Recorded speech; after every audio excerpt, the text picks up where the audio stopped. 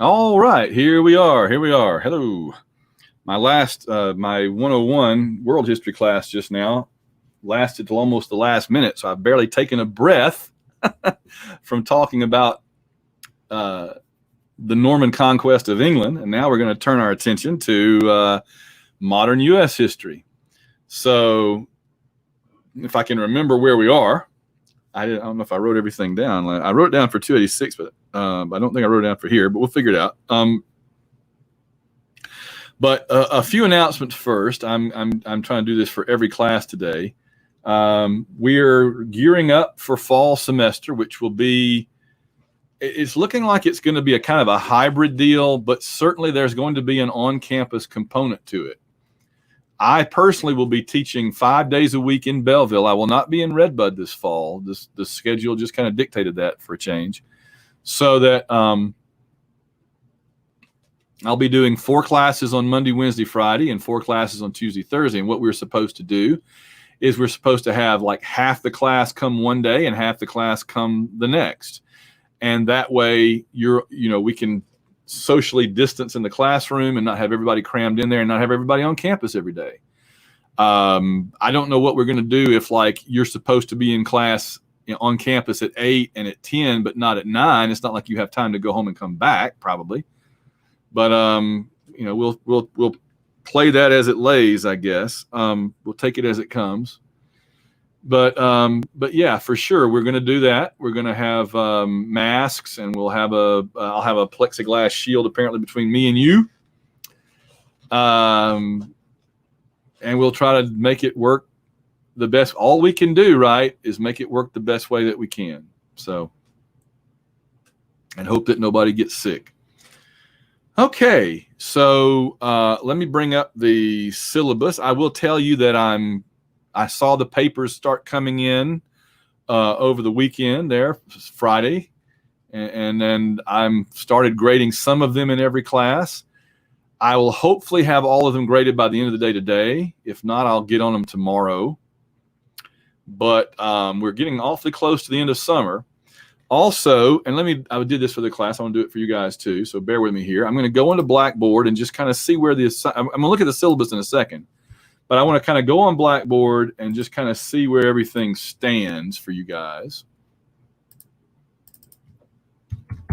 Okay, let's see. So you've got your 181.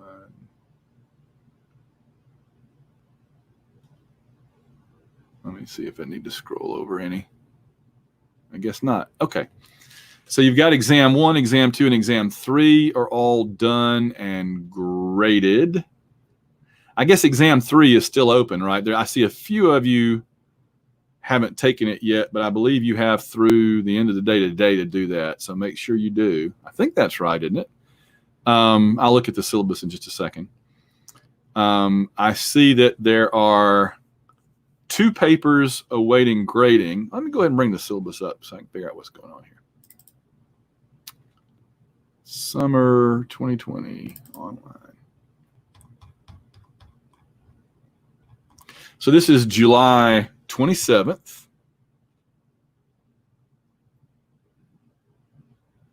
Yeah, your writing assignment is due by midnight tonight. So I've got a couple already in, but I'm expecting the rest of you to be getting those into me today. Don't forget. Exam 3 went up on the 20th, so it must run through tonight as well. I think that's how I've been doing it.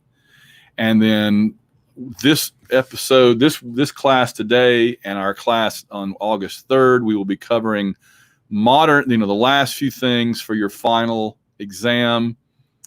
And I believe I'll be putting your final exam up available for you on August at the end of the after class on August the 3rd. In fact, let me go ahead and note,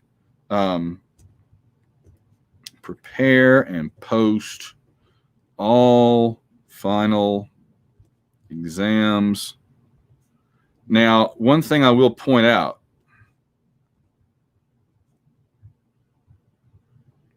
is that we have a limited amount of time to get those done. You know, with some of these others, you guys, a few people in different classes have been coming to me and saying, "Oh, I have a very bad personal crisis, or I've been sick, or my computer connection, whatever." And I understand that, and I've tried to be accommodating. But grades have to be turned in pretty quickly because fall has been moved up. We have a very narrow window to get the grades turned in. So I'm going to make the final exam available, starting August 3rd. But our semester pretty much ends August 7th.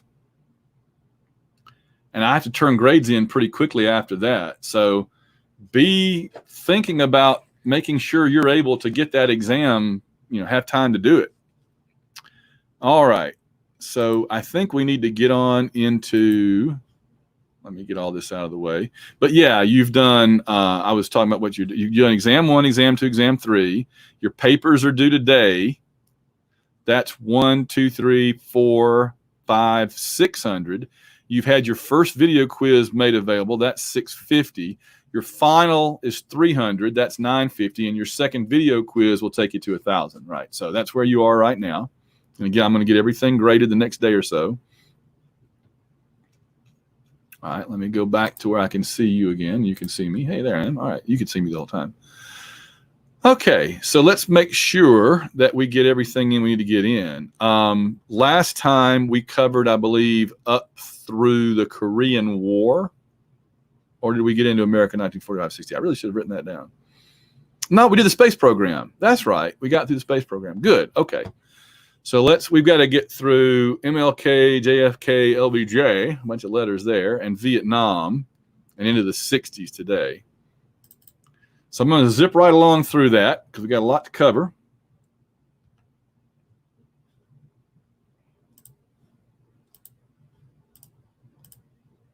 All right, so there we go. So first up is the civil rights movement. We looked at it already in the 50s, so now we'll look at the 60s component of it when things really start to, accomplishments start to be fulfilled. There's the poor little kids in this park in Birmingham getting hit by the fire hoses and everything. So the original objectives of the civil rights movement were the two big ones: voting rights and desegregation. Those are the most basic things, right? That people can participate and be involved in things together, and their ethnicity does not enter into whether or not they can go into a business or a restaurant or a hotel, and it doesn't enter into their right to vote or whatever. Of course, after those come others. So during that campaign, Martin Luther King again had become a big figure, and just a couple of milestones. In August of 1963, he led the March on Washington and gave the famous "I Have a Dream" speech. Just amazing moment in American history. It's considered probably the greatest speech in the English language in history, and I think that's a very fair description. He started out reading from a prepared text, and then he got toward the end and decided just to set that aside, and he preached, and it was amazing. It's all over YouTube. You can watch it if you'd like to experience it. In class, by the way, I'm able to show little videos of all this stuff. I don't really have that ability here. So you would see a little bit of the "I Have a Dream" speech. You would see a little bit of JFK at the Berlin Wall. You would see some other things that I can't really show you here. I guess I could try to put the links up on Blackboard. See, Bloody Sunday. This was the march from Selma to Montgomery, the two. John Lewis, Congressman John Lewis, who was congressman from Georgia, but was originally from kind of the same part of Alabama I'm from, East Central Alabama. And John Lewis was one of the people on the Edmund Pettus Bridge those days, nearly beat to death, trying to cross the bridge to march to Montgomery, and to attract attention for this cause. And bless John Lewis.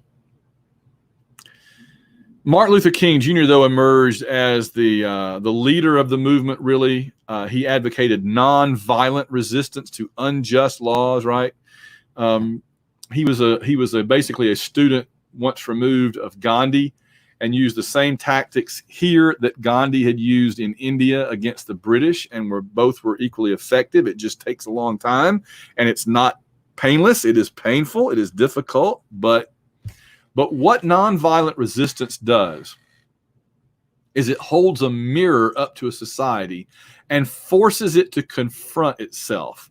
Now, this is interesting. Gandhi had to do it without the benefit of television. Gandhi relied on newspaper journalists to follow him and write about his marches and his protests, and they did. Whereas Dr. King was very fortunate in some ways. He had television that actually could show it. And when you can actually see that visceral, the blood, right, and that visceral reaction he was getting by just peacefully marching and people coming out, I was just, reading today about how James Meredith, who had been the first African-American student at the University of Mississippi and had integrated that college, that university, he then marched himself across the border of Mississippi trying to attract attention to desegregation and everything. And a farmer pulled out a shotgun and shot him and nearly killed him just for walking down the street. So nonviolent resistance to unjust laws. There are unjust laws just as there are unjust people, said Gandhi. And he was the leading figure in the 50s and 60s. He won the Nobel Peace Prize, as well he should have. But he was assassinated April 4, 1968, less than 3 months after I was born. MLK, I shared a planet with MLK for a couple of months, I'm proud to say. But he was assassinated by James Earl Ray in Memphis. By 1968, things had moved from desegregation and voting rights to economic situation. And Dr. King was concerned about the economic plight of the poor, particularly poor blacks in the South. And the garbage workers, who were mostly poor blacks in Memphis, Tennessee, were on strike for better conditions. He had gone to Memphis to sort of stand up for them and help them get better pay and better working conditions. And when he went out on the balcony of his hotel room, he was shot and killed by a lone gunman. And there he is just before with that's Ralph David Abernathy, Dr. King, and Jesse Jackson. I forget who that is. And then the gunshot rings out, and they're pointing at where it came from.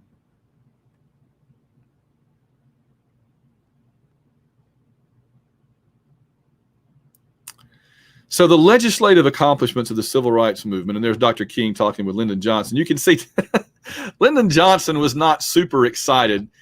The reason that Johnson was able to do a lot of the stuff he did with the civil rights movement was a lot of reason he did it. The main argument that many politicians made back then was just be patient, just wait. And Dr. King said, we've waited for centuries. We're not going to wait anymore. And you can see Dr. King is like, you need to do something now, Mr. President. And Johnson's like, okay.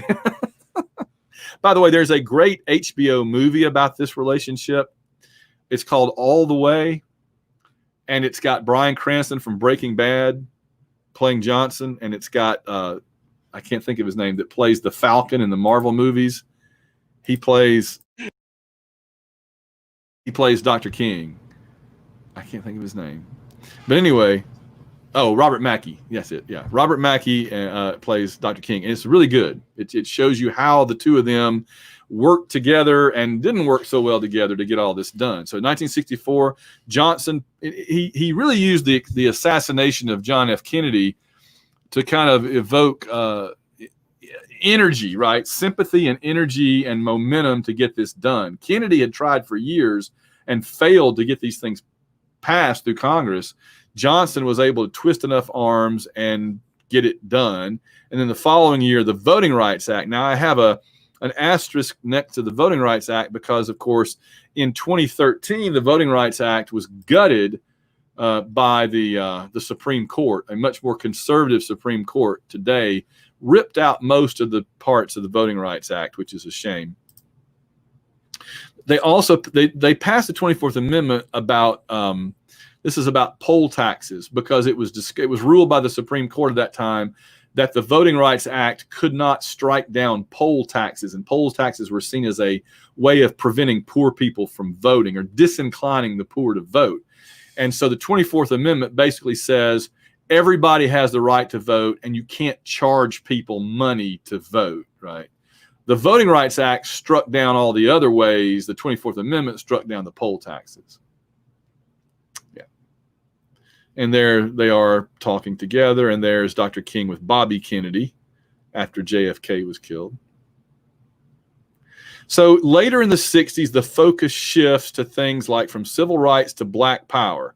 And again, understand, as years go by, you have a younger generation of African Americans and African American leaders who are putting emphasis in different ways, right? I mean, and some of them would look at Dr. King and say he wanted nonviolence and he was murdered. So maybe nonviolence is not the way anymore. You know, you had Malcolm X, who was offering I'm going to have him in just a second, who offered a different perspective. So the shift goes from civil rights to black power, from the South to the North, because there were just as many racists in the North as in the South. It's just the South got all the bad publicity about it and was the most blatant about it. From legal rights to economic status, which is why Dr. King was in Memphis.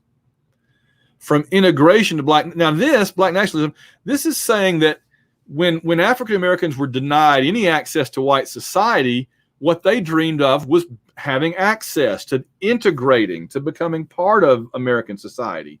Once that is achieved, many young, particularly young African Americans said, I don't want to have to be part of white society, though. I want the option, right? I want the option of being part of white American society.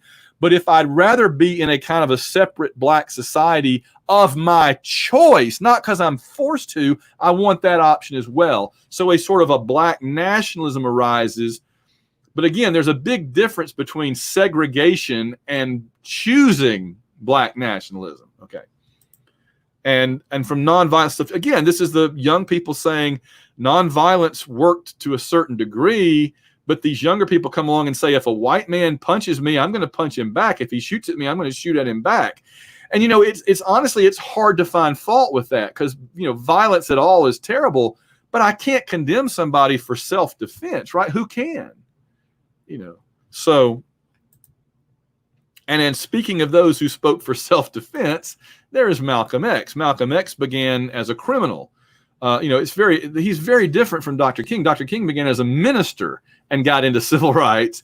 Malcolm X began as like a drug dealer who was in prison, but in prison he had an awakening like Paul on the road to Damascus and became not a Christian minister, but a black Muslim under Elijah Muhammad. And as a black Muslim, he formed the organization of Afro-American Unity. And he famously said, you know, not nonviolence, no, by any means necessary. So he was expanding the scope of what was permissible for those promoting African-American rights. And he became more moderate over time. He was really anti-white for a while, but over time he became more moderate. He actually, as a black Muslim, he went to Mecca and he realized in Mecca that there were people of every race, every color and ethnicity there, all, you know, worshiping God. And so he thought maybe it's not really so much about race after all. Maybe it's about your heart and your beliefs. And he came back and moderated, only to be murdered by rival black Muslims who thought he'd gotten too moderate. So very sad ending to Malcolm X. He actually died 3 years before Martin Luther King did almost. But certainly he raised a lot of important issues that needed to be raised as well. Now, the 1960, got to back up for just a second to catch up in politics. The 1960 presidential election was a fascinating election between John F. Kennedy, senator from Massachusetts, and Richard Nixon, who had been a senator from California, but had been Eisenhower's vice president for the last 8 years. And this election it really was culminated with the first televised debates. And the debates really went in Kennedy's favor because Kennedy looked healthier. It's funny because Nixon actually said, well, you know, I have much more experience than my young opponent. And Kennedy's like, we're the same age and we came into the Senate the same year, 46, right after World War II. They both served in the Pacific in World War II. Nice try, Nixon. And so they ran against each other and it was an extremely close election, but John F. Kennedy would narrowly defeat Nixon. People that listened to the debate on the radio mostly thought Nixon won, but Kennedy came across so well on television. Nixon had been very ill just before the debate. He looked pasty and had lost a lot of weight. I'm reading a book now called Nixon Land, where they say that Nixon was trying to regain his weight from being sick. He was drinking like 3 chocolate milkshakes a day, but he was still losing weight. That's how sick he was. And we know now from what we know now, we know that Kennedy was actually more physically frail than Nixon. Kennedy had all kind of problems, but it didn't show on the surface like it did with Nixon. And there's how close the election was. Kennedy is in blue, Nixon is in red, and Kennedy was able to win enough big states. New York was huge back then, and California wasn't nearly as big as it is now. Plus, Kennedy's running mate was Lyndon Johnson, who delivered Texas for him with another big 24 electoral votes. And so Kennedy was able to Illinois was the state that put him over the top. So Kennedy was able to win. He had few legislative accomplishments. He tried to push civil rights legislation through, but it didn't go very well. He called famously for the moon landing by the end of the decade. In foreign policy, he was a little more successful, and we remember Kennedy today largely for his foreign policy successes. He was a strong anti-communist, although I'm not entirely convinced that Kennedy knew what that meant. The Berlin Wall was built during his first year in the White House, and he went and gave that great speech. And again, in class, I would show you a segment of it, but I'll just describe it for you now. You can you search for Kennedy Berlin Wall. But what he did was he went there and he spoke at the wall to the West Germans, the West Berliners, and he basically said, America is with you and we will protect you to the end. And they were just like, oh, Kennedy, oh, we love you. And he famously said, unless all are free, if one man is a slave, all are not free, which is certainly a good point. And then he famously said, as a free man, all free men around the world are citizens of Berlin. And so as a free man, I proudly say, Ich bin ein Berliner. And the crowd just goes bananas, because what he was saying is, I'm a Berlin citizen. I'm with you. But of course, Ich bin ein Berliner in German literally means I'm a jelly donut. So Kennedy famously told the Germans he was a jelly donut. That's okay, though, because they knew what he meant. The Bay of Pigs, Eisenhower, the former president, had been preparing to invade Cuba to go after Fidel Castro, the communist. But he left office before he could do it. And so all the Cuban exiles that had fled Castro and gone to Miami to get away from communism, they wanted to attack and take back over Cuba. And Eisenhower was going to support them with the U.S. military.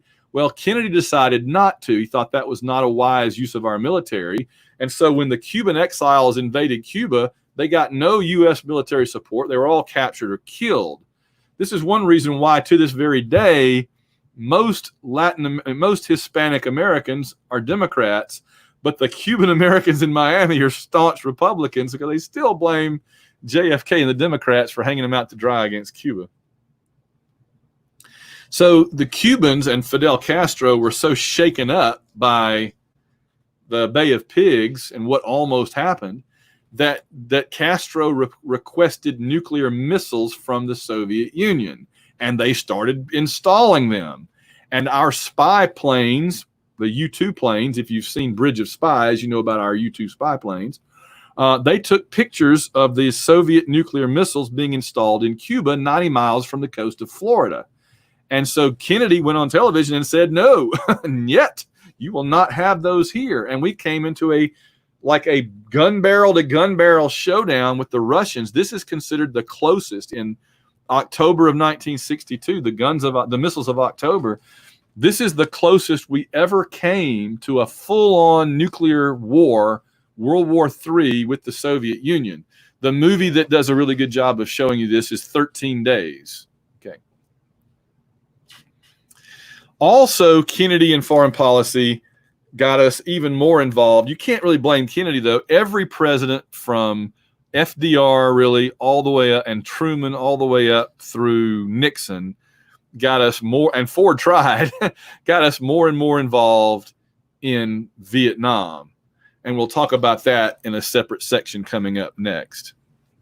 But Kennedy sent thousands of U.S. advisors. And by that, we don't mean they went over and told them what classes they should take. when we say advisors in Vietnam, or any military operation like that, what we usually mean is CIA agents and soldiers that are training them in how to use weapons, training the anti-communists, the South Vietnamese, on how to use U.S. weapons.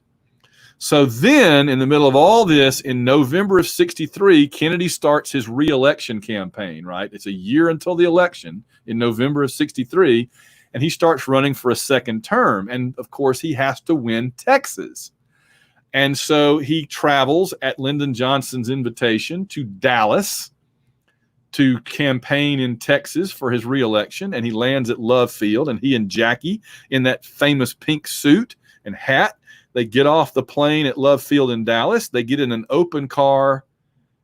I didn't mention the Peace Corps. Kennedy started the Peace Corps he said, if we're going to send troops all around the world, why don't we send people to do good things around the world, peaceful things?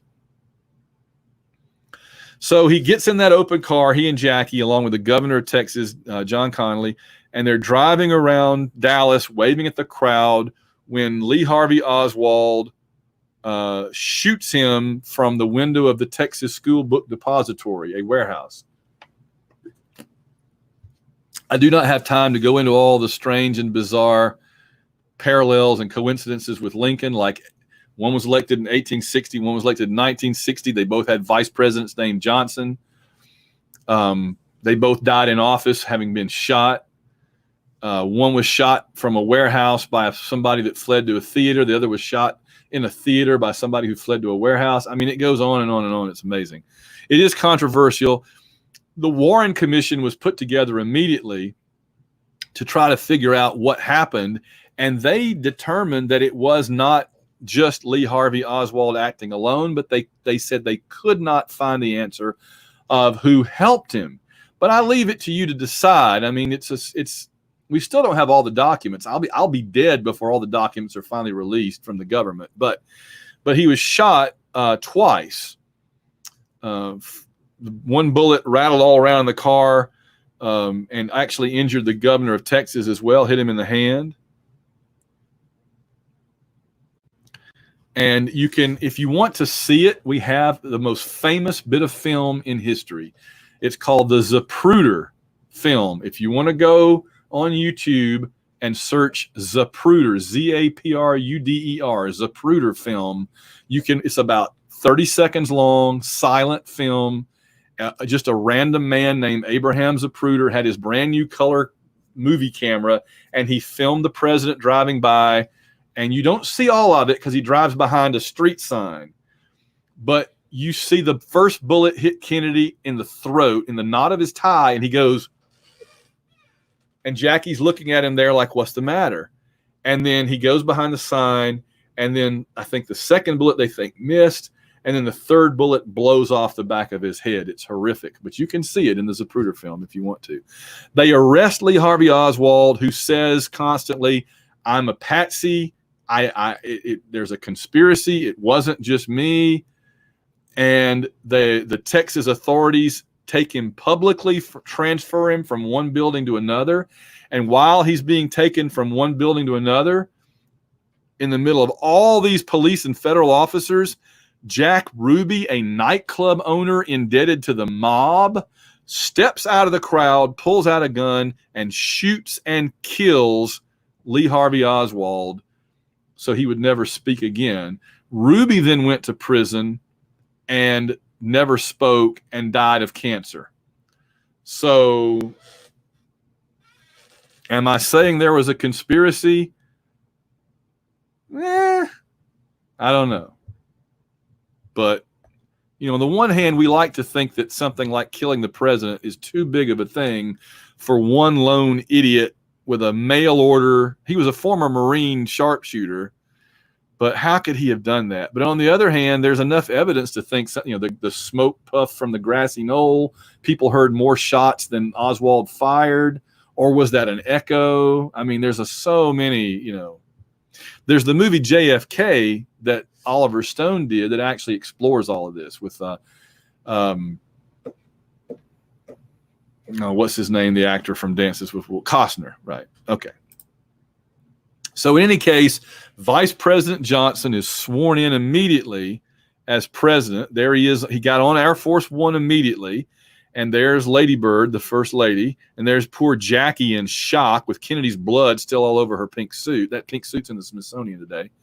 And this was just a local Texas judge that they brought in and had her swear Johnson in as president. One other interesting thing, you can see how small the plane was that was Air Force One back then. It's a much bigger plane today. It's a 747 or whatever. It was like a DC-10 back then.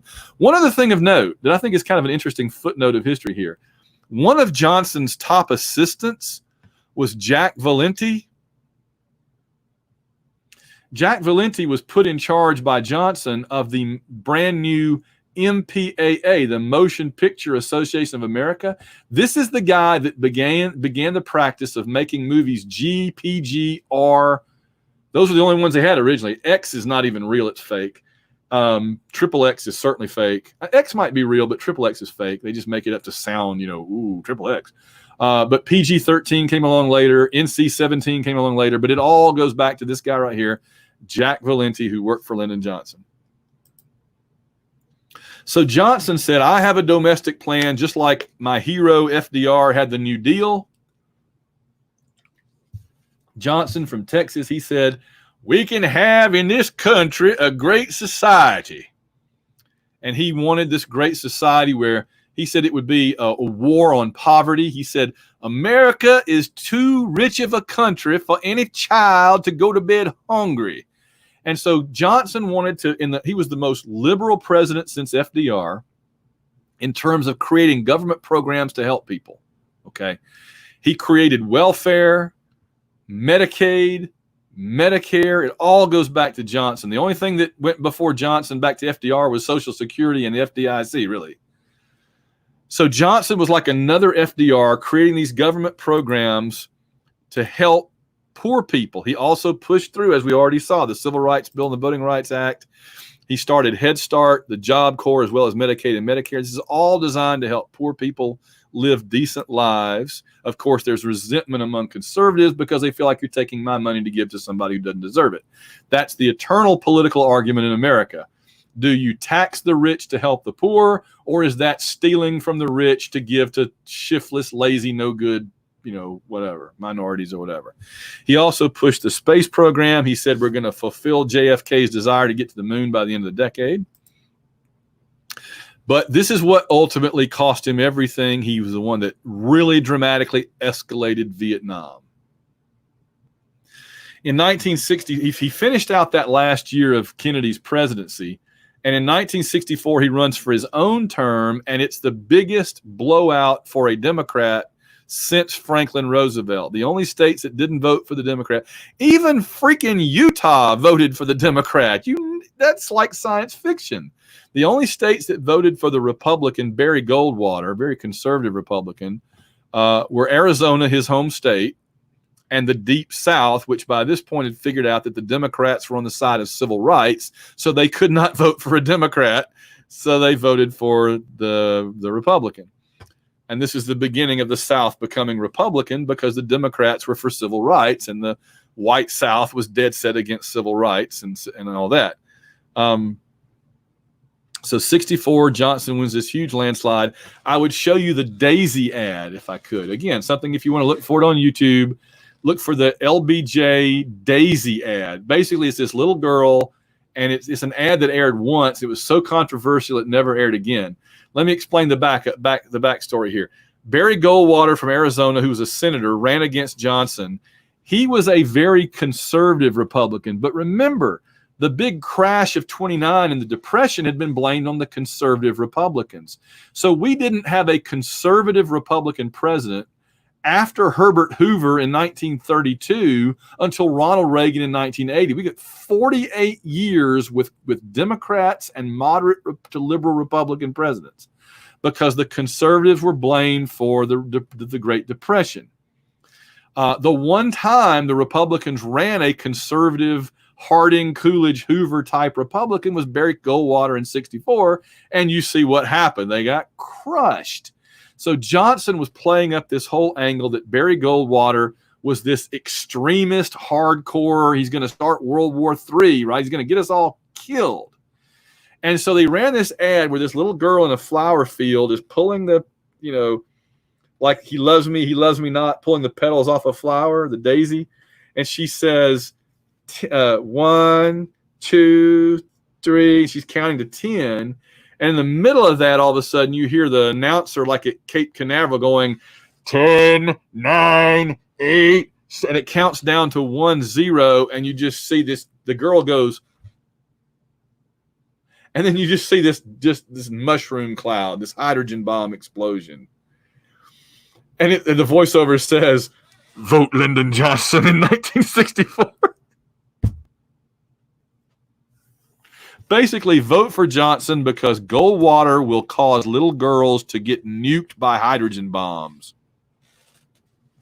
Just a little much, right? So that ad was never shown but once, but it goes down in history as like the most extreme political ad in American history.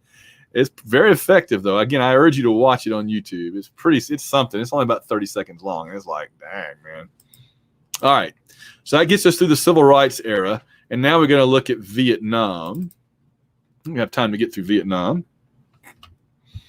So the Vietnam War, there's Ho Chi Minh and Vietnam. You notice that Vietnam is not like Korea where it's an entire peninsula. Vietnam is like the coast of a peninsula, kind of like Chile in South America.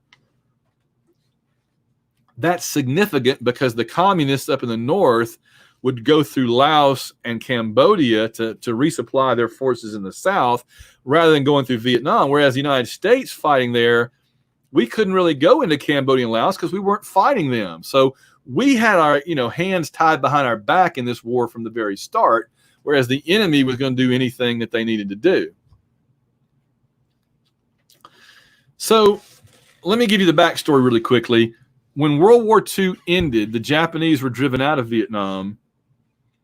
Communists kind of took over in the northern part of the country, just like in Korea, and non-communists were in the southern part with the U.S. backing them up. From 1945 to 1965, the U.S. helped the non-communists in the South, but we didn't fight directly. We would send them advisors, right, supplies and everything, but we would help them indirectly. In 1965, though, the United States actually puts boots on the ground, American soldiers fighting. And for the next 8 years, this was our longest war for a long time. Up until Afghanistan and Iraq, this was our longest war. So the U.S. had boots on the ground 65 to 73. The communist leader in the north was Ho Chi Minh. He was the most everybody in Vietnam loved him. In fact, as soon as World War II was over, America called him the George Washington of Vietnam. It's only when the Cold War sets in that the United States starts thinking, maybe we shouldn't be supporting a communist. That's very bad. So we completely do a 180 and quit supporting Ho Chi Minh and start supporting the French. Because what happened, Vietnam had been a French colony. The French had colonized it just like the English colonized America, right? This had been a French colony, and the Vietnamese wanted the French out. And so Ho Chi Minh led the effort by the Vietnamese to push the French out. He just also happened to be a communist. But this is the key. To the Vietnamese people, being a communist didn't matter that much. They just looked at him as their national leader, trying to get the foreigners out of their country that were dominating their country, the French. But to America, he was the communist enemy, and we were willing to do whatever it took to defeat him. So we looked at this as a Cold War battle between communism and freedom, and we were willing to do whatever it took. But to the Vietnamese, this was a war of independence. And they were willing to do anything to get the foreign enemies out of their country, whether that would be the French or later the Americans. We just were coming into this war with two completely different mindsets, and it really bit us bad. So in the 50s, we sent $1 billion a year. Eisenhower sent $1 billion a year to help the French. So what did the French do? They lost. In 1954 at Dien Bien Phu, the French were defeated, and they withdrew from Vietnam. There was a conference held in Geneva, Switzerland, to form a new Vietnamese government that the people of Vietnam themselves could vote for. And one country at the Geneva conference stood up and said, no, we do not want Vietnam having democracy and voting for their leader. In a classroom class, I would say, and class, what country do you suppose was the one that said, no, we do not want a democratic election in Vietnam. We don't want them voting for their leader. That's right. No, it was not Russia. It was not China. It was America. The United States said no. Why? Think about it. Who would the Vietnamese have elected their leader? Ho Chi Minh, and we didn't want that. So the United States actually opposed democracy in Vietnam because we were afraid that the Vietnamese would use it to vote for communism, which they probably would have. So instead of supporting democracy in Vietnam, we began our own colonial imperial operation as they saw it in Vietnam. Now, we needed an excuse to go in, right? We needed an excuse. And in August of 1964, Johnson gets his excuse. Some North Vietnamese attacked American ships, or maybe they didn't. We're not entirely sure about that, in the Gulf of Tonkin off the coast of Vietnam. So Congress passes a resolution giving Johnson the authority to do what he needs to do to protect American lives in Vietnam. This is the license to go into the Vietnam War that Johnson needed. If you could go back in time, you would tell Lyndon Johnson, whatever you do not escalate in Vietnam. It's not going to matter in the long term, and it's only going to ruin everything, especially your presidency. So the United States in 1965 begins sending in ground forces. We have to fight two different enemies. The NVA is the North Vietnamese Army. This is the regular army, communist North Vietnamese soldiers in uniforms. But there's also what we call Charlie. The Viet Cong were like the South Vietnamese that fought for communism, for the North. And they didn't wear uniforms other than like the famous black pajamas and the hats, you know. They could be anybody, little kids. A movie that shows this in very good effect, there's several Vietnam movies that are very good, but Good Morning Vietnam with Robin Williams, actually, I remember, like, there might be a little restaurant in Vietnam where the American soldiers are all eating, and a little kid would come running up to the window, throw a hand grenade in and kill all the soldiers, and he runs away. And he's just a little kid. Do you machine gun a little kid? Well, he just killed a bunch of American soldiers. He's not a soldier, but he's Charlie, right? He's part of this unofficial guerrilla resistance. So they shortened it to VC, which was Victor Charlie or Charlie. Eventually, Johnson had 500,000 American soldiers on the ground in Vietnam, or in little swift boats or whatever, like John Kerry, or like in Apocalypse Now. Johnson limited the missions because he was afraid that if he did too much, it would bring in the Russians, the Chinese, and you get World War III. You know, they say that Johnson didn't try hard enough to win. Well, it was that Johnson was terrified that if he tried hard enough, it might actually cause World War III. And next thing you know, we're in a nuclear catastrophe. So he tried to be very judicious in how he chose the missions, and he chose them himself. This is to remind us that most of the American soldiers serving in Vietnam, the average age was, I believe, 19, which means that for every American in Vietnam who was older than 19, there was at least one or two 18-year-olds. That's how young they were. And they were mostly drafted. They didn't want to be there. A lot of them were on drugs, you know, marijuana, LSD, and everything were becoming a big thing during the 60s and 70s. And it was not a professional army like we have today.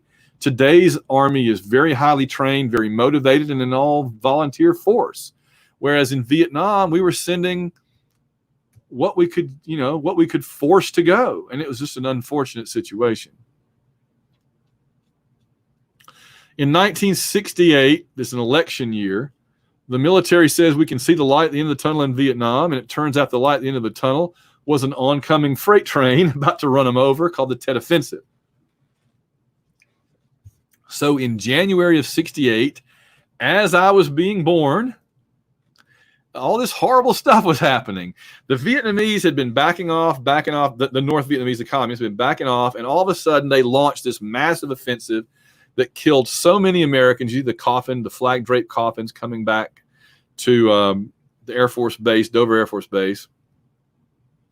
Ultimately, the Tet Offensive killed more Vietnamese than Americans, but they had millions to spare. They were willing to fight to the last man, woman, and child for their freedom as they saw it. Whereas, you know, once we started losing 30, 40, 50,000 soldiers, we're like, this is getting a little expensive.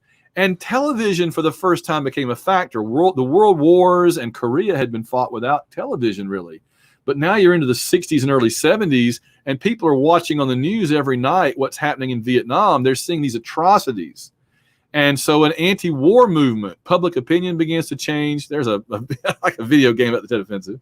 But helicopters had become, you know, in Korea, helicopters had been medical evacuation vehicles. In Vietnam, the helicopter becomes one of the prime weapons for carrying in soldiers to specific places to fight. So back home, a growing protest movement. It was always in the minority, and at Kent State in particular, some anti-war protesters were shot and killed by ROTC soldiers. And people are like, if American kids are dying on our own college campuses, not just in Vietnam, this is completely out of control. People began to burn their draft cards. They'd go to Canada to get away. This anti-war movement got very big, and draft resistance. In the face of all this, I thought I had, oh yeah, I do still have it. Okay. In the midst of all this, at the end of 68, as we go into 68, Lyndon Johnson announces, in the middle of 68, he says, I do not seek and I will not accept the nomination of my party for another term as your president, which threw everything wide open. And this was because things had been going so badly in Vietnam. His popularity had plummeted. An unknown congressman, Eugene McCarthy, had run against him in the first primary and either beat him or come awfully close to beating him. And now Robert Kennedy, Jack's younger brother, Robert Kennedy, Bobby, had decided he was going to run against Johnson. And you see the protesters and the troops. This all looks eerily familiar to you, doesn't it? Some, of course, said win in Vietnam, but others said withdraw now. This is just Henry Kissinger, who would be in the Nixon administration, pointing out that all the Vietnamese had to do was just not die and hang on until we left. We had to actually win. It's much easier as the home team to just run the clock out than it is as a visitor to actually forge a win. So Johnson doesn't run, and Bobby Kennedy is assassinated. And so ultimately, Richard Nixon, back as the line goes in the Billy Joel song, "We Didn't Start the Fire," right? Richard Nixon back again. Nixon had been out of politics more or less for about 6 years. And he comes back and works his way back up and becomes the Republican nominee against Hubert Humphrey. And he wins in November of 68. We'll talk about his presidency from a political standpoint, including Watergate in the upcoming segment. But I'm just going to talk about him now as taking over for Johnson. Nixon said he had a secret plan to end the war with honor. He talked about peace with honor. We won't just cut and run. We'll have peace with honor. People said that after 5 years we were still there. People said Nixon's secret plan is so secret even he doesn't know what it is. He called it Vietnamization, meaning we're going to hand the war over to the Vietnamese to fight rather than Americans having to do so much of it. He slowly began to draw out the ground troops, the soldiers on the ground, the Marines, the Army, and instead replace them with massive bombing, right? Using these B-52s that could fly up above the range of a lot of the anti-aircraft missiles. During the Vietnam War, America dropped more bombs on little tiny North Vietnam than all the countries dropping all the bombs in all of World War II dropped. And we still didn't win. It's unbelievable. We turned parts of North Vietnam into the surface of the moon. We put so much metal shrapnel in their trees that to this day you have to be careful using a chainsaw in Vietnam to cut a tree down because you may hit that shrapnel and your chainsaw fly apart and kill you. So we bombed and bombed and bombed and bombed with napalm. This is I think a Pulitzer Prize winning famous picture of little children screaming as American soldiers blow up and burn down their village and their homes. And finally, in 1973, after we've bombed them to back to the Stone Age, as one general put it, we get a peace agreement with the North Vietnamese. They agree to leave the South alone, and we withdraw except for our embassy and a lot of our equipment. We have handed the war over to the South Vietnamese to have a separate country now. Basically, we're trying to replicate what we did with North and South Korea again. But this time, it does not last. Nixon had made a secret deal with the South Vietnamese. If the North Vietnamese attack you again, we will come back. But by 1973, the American public and the U.S. Congress want nothing whatsoever to do with Vietnam again, ever, ever, ever. And so, after the U.S. has withdrawn in 1975, the North Vietnamese communists attack the South again.